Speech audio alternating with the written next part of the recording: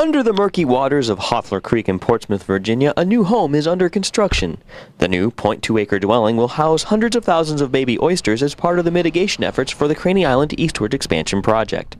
The mitigation project is a $70 million component of a much larger $900 million Craney Island Eastward expansion that will build land for a new port terminal. The environmental restoration offsets the impacts the terminal has on the Elizabeth River's bottom. This is the largest restoration effort the Elizabeth River has ever seen. And what this does is it restores certain areas of the bay that unfortunately suffered from a lot of heavy industrialization back in the 1960s, and it brings the habitats back that were lost. Located just offshore of the Hoffler Creek Preserve, the new reef is the smallest of 6 reefs that are a part of the mitigation plan. It's the smallest of the 6 reefs we're selecting, but small mainly because this whole creek is rather small, and the other thing is it's very shallow. There's just not a whole lot of areas where we can get our heavy equipment in.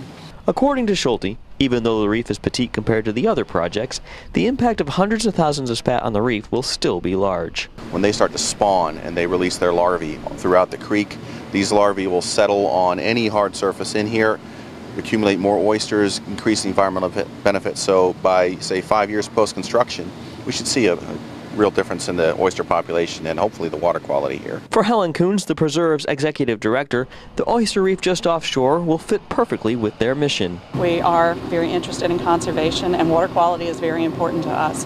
So the capacity of improving the water quality with this oyster reef is very exciting for us. The construction of this reef and the other 5 like it in the Elizabeth River watershed helps in allowing the Port of Virginia to grow with rising demand.